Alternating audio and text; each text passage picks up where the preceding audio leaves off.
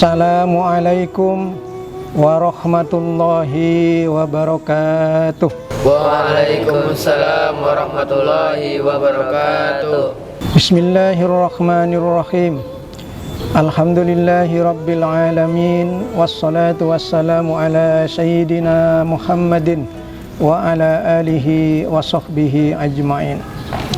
Sahabat Terfut TV rahimakumullah, anak-anakku semua, para santri Pondok Pesantren Yayasan Wakaf Al-Muhajirin rahimakumullah. Alhamdulillah, segala puji dan syukur kehadirat Allah Subhanahu wa taala. Alhamdulillah, di siang hari di bulan Ramadan yang penuh barokah ini, Allah masih berkenan memberikan kepada kita berbagai macam nikmat, sehat walafiat, luas waktu, luas rezeki, panjang umur dalam taat kepada Allah Subhanahu wa taala.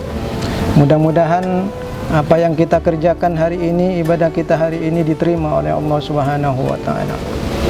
Salawat dan salam semoga tetap tercurahkan kepada junjungan kita Nabi besar Muhammad sallallahu alaihi wasallam, kepada para sahabatnya, para tabi'in wa tabi'it tabi'in lahum bi ihsanin ila yaumiddin, wa anna ma'ahum bi rahmatika ya arhamar rahimin. Baik, sahabat Terfut TV dan anak-anakku semua, para santri, suatu kisah Rasulullah sallallahu alaihi wasallam bercerita kepada sahabatnya. Jadi kisah ini disampaikan oleh Al-Imam Ibnu Abi Hatim dari sahabat Ali ibnu Urwah yang menceritakan bahwa suatu ketika Rasulullah sallallahu alaihi wasallam sedang duduk-duduk bersama para sahabatnya. Beliau bercerita tentang orang-orang di zaman Bani Israel dulu, yaitu umatnya Nabi Musa.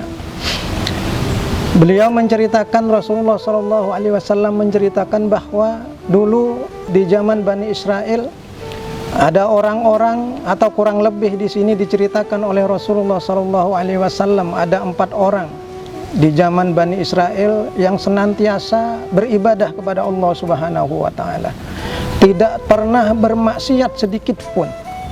Bayangkan, siangnya untuk jihad fisabilillah, malamnya bangun malam, dari malam sampai pagi bertakarrub, beribadah kepada Allah Subhanahu wa taala. Itu mereka lakukan selama kurang lebih 80 tahun lamanya.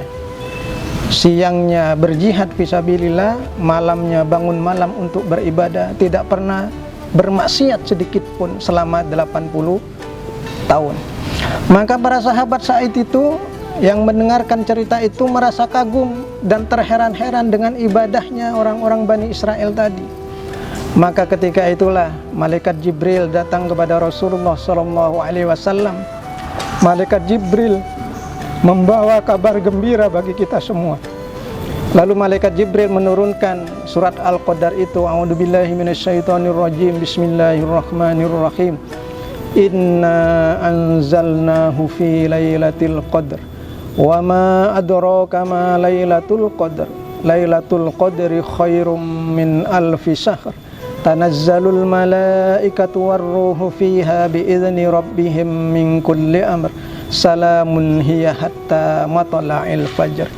Intinya malaikat Jibril memberi kabar gembira kepada Rasulullah sallallahu alaihi wasallam bahwa kita sebagai umat Rasulullah, umat Nabi Muhammad sallallahu alaihi wasallam, diberikan keistimewaan.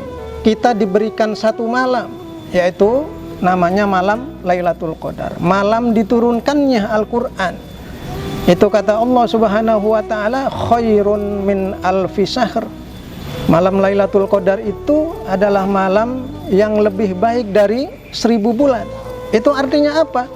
Kalau kita ada di malam Lailatul Qadar itu, lalu kita dalam keadaan beribadah kepada Allah Subhanahu wa taala, membaca Al-Quran, tilawah Quran, sholat malam, sedekah dan lain sebagainya, itu dicatat oleh Allah sebagai amal ibadah, sama dengan beribadah selama 1000 bulan, kurang lebih 80 tahun. Masyarul muslimin, anak-anakku semua, jamaah Terfut TV rahimakumullah. Kata malaikat Jibril, ya Rasulullah, ini lebih baik dari umat Nabi Bani Israel, umatnya Nabi Musa. Mereka beribadah selama 80 tahun, sedangkan umatmu diberi keistimewaan beribadah dalam satu malam, tapi barokahnya, kebaikannya sama dengan seribu bulan. Masyarul muslimin, anak-anakku semua, marilah kita di akhir-akhir bulan Ramadan ini, di pekan-pekan ketiga, lalu nanti di pekan keempat di terakhir, apalagi nanti di 10 terakhir di bulan Ramadan. Mari kita tingkatkan ibadah saum kita, mari kita tingkatkan bacaan Al-Quran kita, mari kita tingkatkan sholat malam kita. Jangan sampai kita terlena, apalagi tidur. Walaupun tidur itu bagi orang-orang yang berpuasa itu adalah ibadah, ya bukan begitu maksudnya. Jadi kita jangan sampai salah paham, ya mentang-mentang tidurnya orang berpuasa itu adalah ibadah. Seharian penuh kita tidur, bangun untuk sholat dan lain sebagainya, baru tidur lagi. Bukan begitu maksudnya. Tidurnya saja dinilai ibadah oleh Allah Subhanahu wa Ta'ala, apalagi baca Qur'annya, apalagi sedekahnya, apalagi berbuat baiknya. Yang panjang punya orang tua di rumah, berbuat baik, membantu orang tuanya. Ada tetangganya minta tolong, dibantu tetangganya. Ada teman-temannya merasa kesulitan, dibantu teman-temannya. Itu kebaikannya akan dicatat oleh Allah di malam Lailatul Qadar itu selama 1000 bulan. Mudah-mudahan kita bisa mengambil hikmah di bulan Ramadan ini, dan kita begitu akhir Ramadan kita mendapatkan ampunan dari Allah Subhanahu wa Ta'ala. Pada akhirnya kita tercatat sebagai orang-orang yang mendapatkan ketakwaan di sisi Allah Subhanahu wa Ta'ala.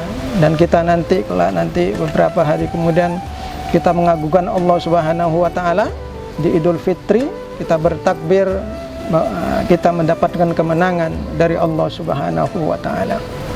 Kurang lebihnya mohon maaf. Wallahul muwafiq ila aqwamit thoriq.